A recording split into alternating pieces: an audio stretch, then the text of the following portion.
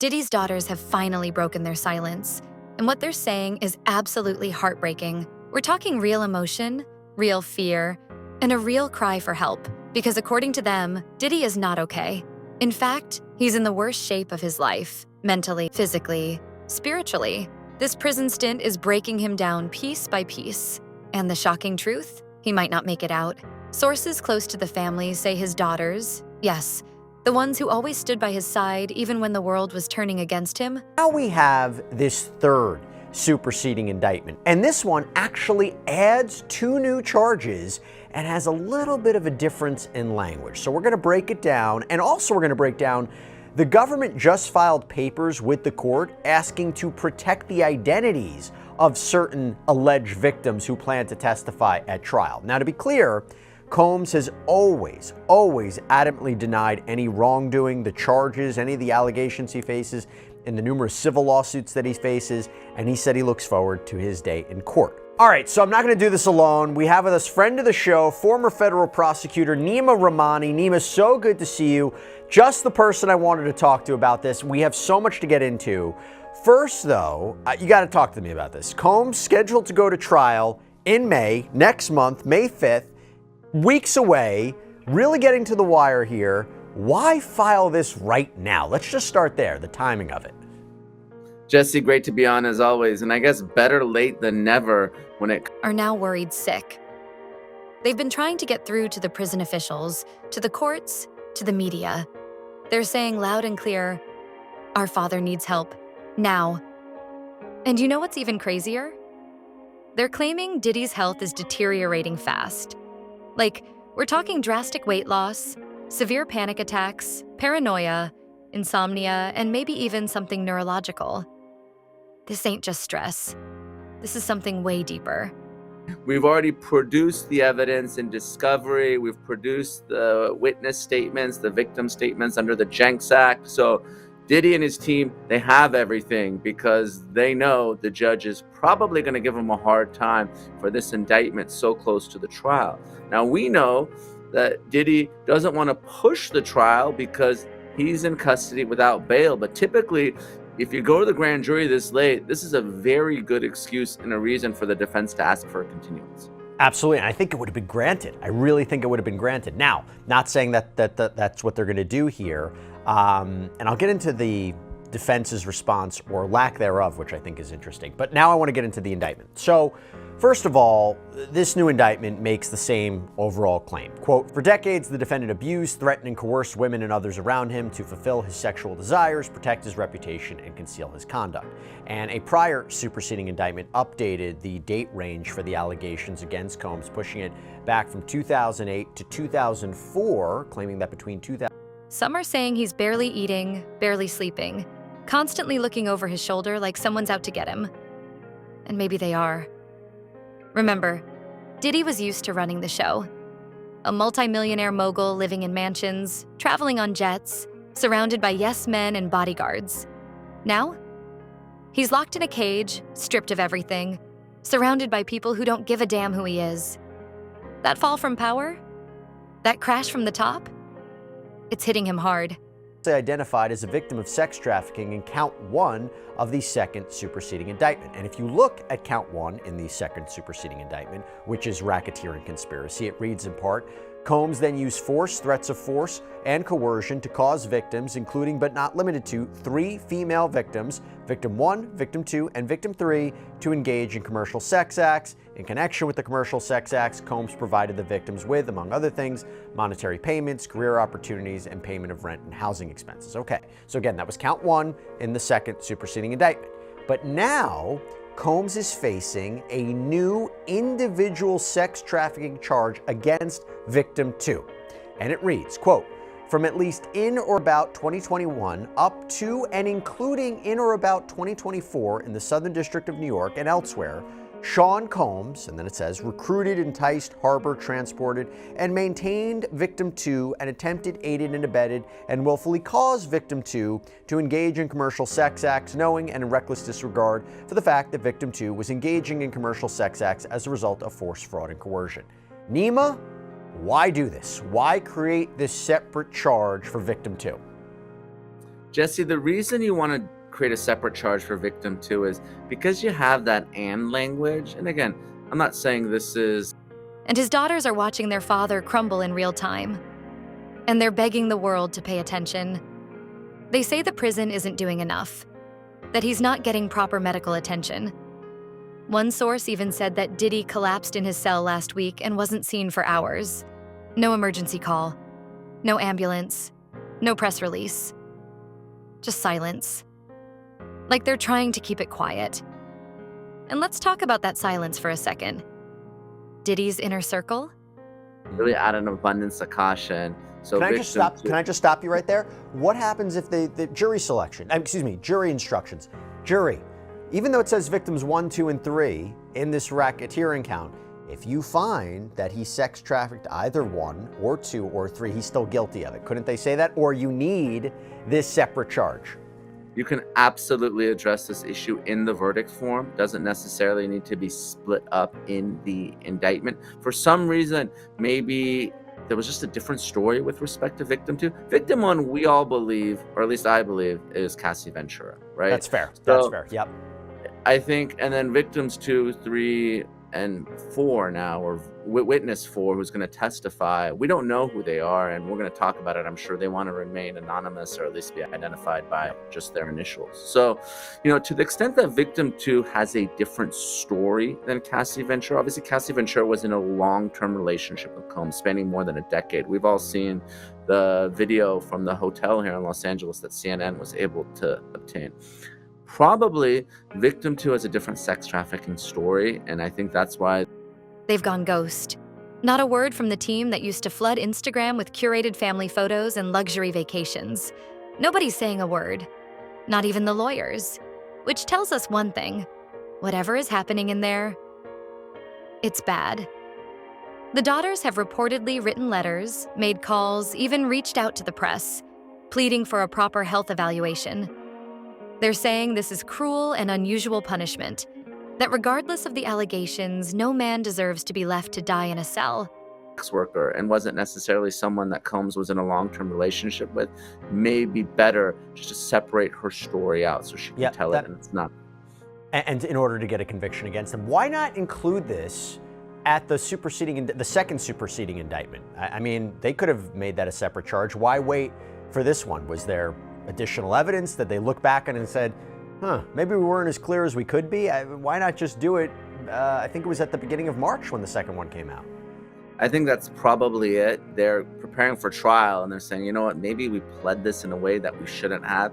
And look, they're not just thinking about the trial, Jesse. They're thinking about the inevitable appeal that's going to follow if Combs is convicted. Obviously, he has essentially unlimited money. And the last thing you want is a Second Circuit or some appellate court looking at this and saying, well, this was unconstitutionally vague, or the jury conflated all this evidence together. So I think just the best practice was, let's separate victim 2 out. And maybe this evidence sort of came to light because, look, there's reportedly more than 100 victims. Obviously, the government's not going to put 100 victims on the stand. We know many of them have filed civil lawsuits. They're going to pick and choose the people they think are their best victims, right? The 3, 4, 5, 6, whatever the case may be. There's other prior bad acts witnesses. So during their witness prep and trial prep, maybe they thought, you know what, victim 2 has a different separate story. Let's plead her separately. I think that's a really, really good point that you make there, and that makes sense to me. So now let's go into the second difference in this new grand jury indictment. So the prosecution's letter reads, quote, second, count 1 has been amended to include a second special sentencing factor related to the new sex trafficking. But here's the thing. There are 2 very different camps forming right now. One group says this is karma, that Diddy's just facing the consequences of his actions, and that prison isn't supposed to be comfortable. But the other group? They're starting to wonder, is someone trying to keep Diddy quiet? Yep, you heard that right. Because with everything coming out lately, old bodyguards talking, secret files leaking, audio tapes exposing dark conversations, including in or about 2018 in the Southern District of New York and elsewhere, as part of his agreement to conduct and participate in the conduct of the affairs of the Combs enterprise through a pattern of racketeering activity, Sean Combs, the defendant, agreed to, in and affecting interstate and foreign commerce, knowingly recruited, enticed, harbored, transport, provide, obtain, advertise, maintain, patronize, and solicit by any means a person knowing and in reckless disregard of the fact that means of force, threats of force, fraud, and coercion and any combination of such means would be used to cause the person to engage in a commercial sex act. A lot of words to basically say Combs knew that people were allegedly being recruited and sometimes coerced into performing these commercial sex acts. This was intentional, right? Now, the second part of the special sentencing factor, this section, says the exact same thing, word for word, but now in this new indictment refers to in or about 2021 up to and including in or about 2024, so referring to victim 2. Nemo, again, why do this? Again, victim 2, right? Seems like this third superseding indictment is all about victim 2. She is going to be a very important part of the story in this case. And it's going to be interesting to see how the defense handles Cassie Ventura. They might say that this is a disgruntled ex. It was settled the very next day. We're assuming Diddy knows too much. And when someone knows too much in this industry, well, let's just say strange things start happening. People are asking, is this really just about health? Or is it a slow, calculated takedown? Could there be people on the outside, and maybe even the inside, who don't want Diddy making it to trial? And don't forget, Diddy's been accused of a lot. We're talking parties gone wrong, trafficking allegations, underground networks, blackmail, and ties to other high-profile figures who are sweating bullets right now. to victim 1 story that ultimately puts Diddy away. Interesting gap, by the way, right? 2019 to 2021, or is it that, why did it start on 2021? Is that when this alleged relationship, this alleged illegal act started? I mean, interesting that you have that gap right there, right? Definitely. And obviously the government's arguing that this was continuous, dating back 20 years now, going back to 2004, but we don't know who victim 2 is, when she entered Combs's life, what her story is. But the fact that she's more recent is also going to be more helpful. As these allegations become older, they're tougher to prove. Witness memories can not be as good. Evidence can disappear. So the fact that we have a victim now that is within the past 5 years bodes well for the prosecution. And it was, this alleged conduct was happening in 2024, right? So after he was sued by Cassie Ventura, settled that lawsuit, then was hit with more lawsuits. That's significant too. Oh, no question, because the Cassie Ventura lawsuit was around November 2023, if I recall correctly. That's when the statute of limitations was running there in New York State. So to the extent that we have conduct continuing after that bombshell lawsuit was filed, that's very good for the prosecution. Okay, now I want to get into the third big substantive change in this third superseding indictment. So it says, the government's letter says, quote, the third superseding indictment charges the Mann Act in 2 separate counts, in counts 3 and 5, covering conduct for victim 1 and victim 2. If Diddy flips, if he talks, whole empires could burn to the ground. So maybe this health crisis isn't just a crisis. Maybe it's a warning. But let's bring it back to the daughters, because that's what this update is really about. These young women are crying out for help. They're not just worried about their dad's reputation. They're scared they're going to lose him permanently. And when your own kids go public like that, and attempted, aided, and abetted, and willfully caused the same, to wit, Combs transported, aided, and abetted, and willfully caused the transportation of multiple individuals, including but not limited to victim 2 and commercial sex workers in interstate and foreign commerce on multiple occasions with the intent that they engage in prostitution. So Nima, back to you. It's all about victim 2 here, right? And adding this specific charge, the transportation to engage in prostitution charge for victim 2. I go back to this idea, why wasn't it initially charged this way? And it's significant that they do this, and it makes me wonder, if they're making the change this late in the game, does it potentially show a weakness in their case, or a weakness on how they're going to present this to the jury? Well, Jesse, it's the same reason, like you said, the reason the sex trafficking of victim 2 was put in a separate count. Now, victim 2, whether it's a different story, whether it's a different timetable, maybe Cassie's sex trafficking or the prostitution stopped in 2019, and they want to pick it back up in 2021. For whatever reason, the government thinks that those stories should be told separately in separate counts, and that's going to be part and parcel of their strategy in this case. I don't necessarily think it shows weakness. I think there's plenty of individuals that are going to tell similar stories of physical and sexual violence, but for some reason, this is just a different chapter in the same book. Okay, so let me ask you this. Now that I'm going to go to a different change that I don't quite understand on the face of it. So the government writes in their letter, You know it's serious. They've reportedly begged the court to allow a private medical team to evaluate him. Not just the regular prison doctors, we're talking specialists, neurologists, psychiatrists, cardiologists. Because again, there's fear that Diddy's mental and physical state has crossed into dangerous territory. Insiders are also saying that Diddy has been experiencing hallucinations, that he talks to himself, walks in circles, refuses to trust anyone. over an apartment balcony. Let me explain that a little bit more. So you go to this section of the third superseding indictment, and it says, it's part of count one, the racketeering case. When employees, witnesses to his abuse, or others threaten Combs' authority or reputation, Combs and members and associates of the enterprise engaged in acts of violence, threats of financial and reputational harm, and verbal abuse. These acts of violence included arson and multiple acts of kidnapping, including one instance of kidnapping during which Combs carried and displayed a firearm to a female victim, so that part is new.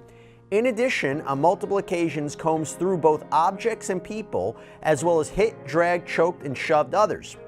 On one occasion, Combs dangled a female victim over an apartment balcony. Now that addition, Nima, of female and female, to clarify that, this is not, in fairness, this is not a paper for my doctoral thesis where I want to make sure everything is as specific as possible. Why does it matter? Why do they have to add female victim? If aren't they gonna argue that anyway at trial? I don't understand why they had to be so precise there. It doesn't necessarily have to be a female or a male. We're talking about RICO predicate acts, right? So obviously under the statute, you have to have two or more of these acts, and we've gone through them: kidnapping, arson, extortion, other crimes of violence. But it can be to a male, it could be to a female. I don't think that's going to change the case one way or another. So you're right, Jesse, it's not necessary to identify whether the victim is male or female. And you know what's interesting? We've talked about this before. This balcony incident, this is consistent with the account of a woman named Brianna Bana Bangolan who filed. Not even his legal team. He thinks people are spying on him, recording him, setting him up. And the scariest part? He might not be wrong. Because who really knows what's going on behind those prison walls? Who knows what kind of pressure he's under? What kind of threats he's facing? What kind of silence he's being forced into? His daughters say he's barely recognizable. That the man they saw during the last visitation looked like a ghost. A supporting witness to Cassie Ventura's account, again, assuming she's victim one, that's my take, Nima. I don't think I'm that far off. No, that sounds absolutely right. Obviously, that's a horrible thing to allegedly happen to anyone, but you would think that there's not multiple people that were dangled off a balcony by Sean Diddy Combs, and that probably is her. And at least from the government's perspective, she's going to be testifying in this case.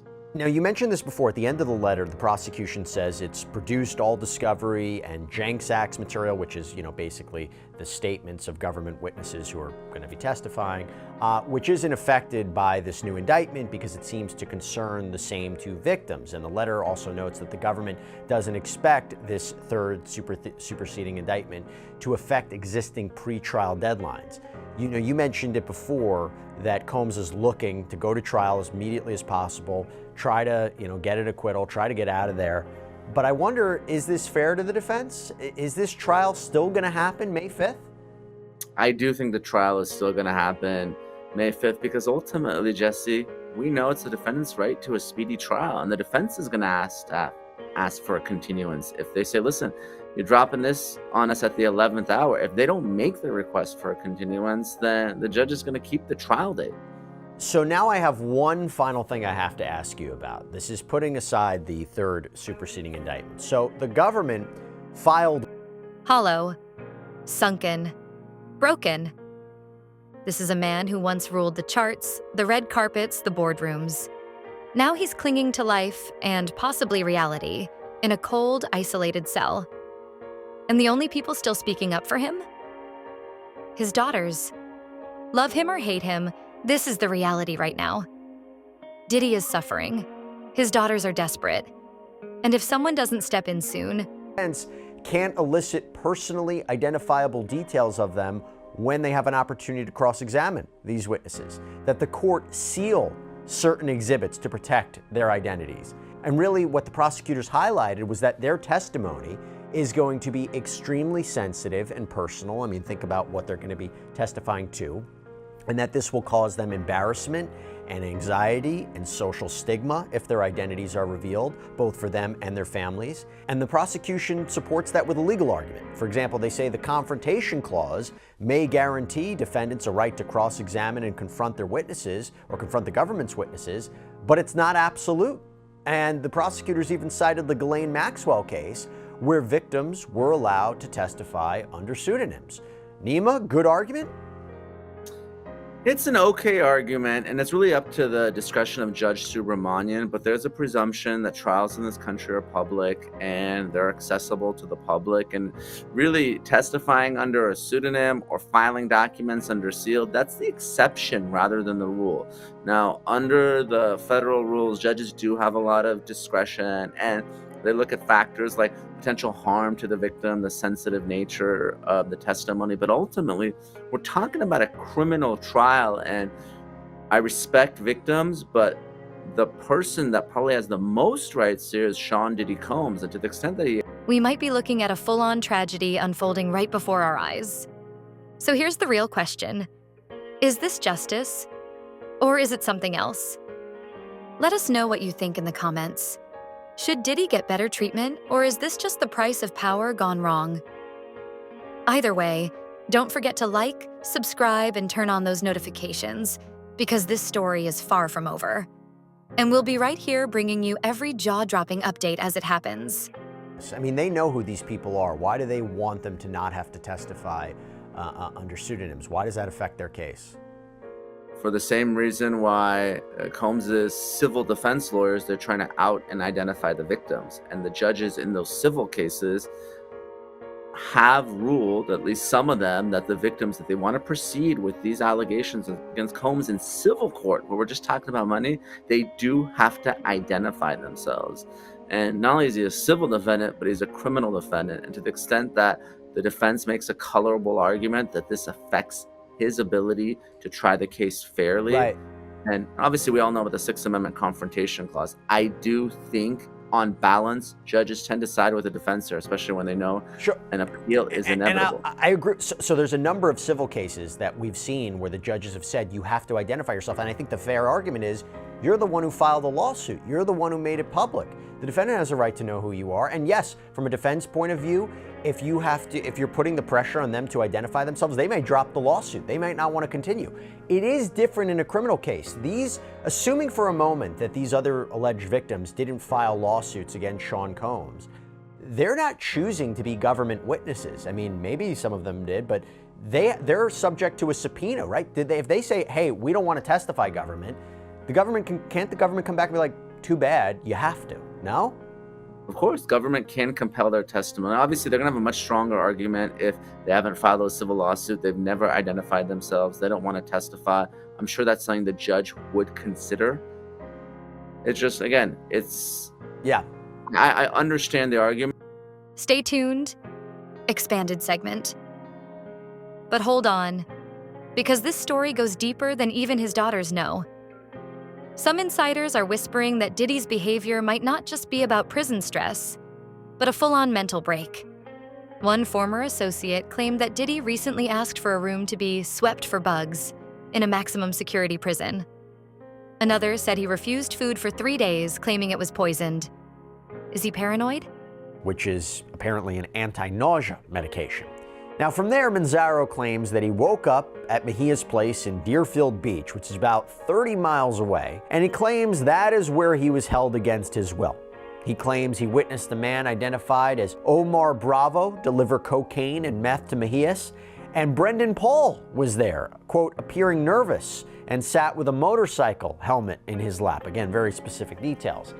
And he claims the drugs were placed in Paul's backpack, who then remarked how Combs wanted Manzaro brought to a freak-off event. Now, this is where all the celebrities come in. So Manzaro claims that he was taken to One Star Island Drive in Miami, Florida, and that Mejias informed security there that they were attending an event at the Estefan Mansion and mentioned it was Christian's birthday party that night. Now, in this complaint, it's not clarified as far as I can tell who Christian is, but it seems to be, possibly, this was Christian Combs, Combs' son. And by the way, a quick search online seems to indicate that Christian's birthday is in fact April 1st, which by the way is interesting that this lawsuit was filed 10 years to the day, yesterday, April 1st, on Christian's birthday. By the way, I just have to say something. That lack of detail and explanation is concerning in a complaint like this. For a complaint, you really need an aspect of specificity and particularity. I'm going to get to that a little bit later, but... Or is he onto something bigger? Because here's where things get wild. Reports suggest that Diddy, during a recent call to a family member, mentioned names. Names of people the public doesn't even associate with him. Billionaires, politicians, CEOs. He allegedly said, "If I go down, a lot of them go down too." What does that mean? Who are they? Some are now pushing a theory that Diddy isn't just the subject of this scandal. Then, quote, subjected to degrading and non-consensual acts at the direction of defendants Diddy and Adria. Plaintiff was sexually assaulted and forced to partake in unwanted sexual activity. And then he claims he passed out. Now, from there, he claims he woke up, found himself locked in a dark side room. Adria English and Mejias come in. They dress him, take him off the property, and then enters Jacob Arabo, also known as Jacob the Jeweler. You probably know who he is. Quote, while still semi-conscious, plaintiff encountered Jacob Arabo, who is visibly disturbed upon seeing plaintiff in his forced attire. He asked, "What's this? What's going on with this guy? Why is he standing here staring at me with a penis strapped to his face?" Defendant Eric responded, "Oh, he's just some guy who's a snitch. We're teaching him a little lesson."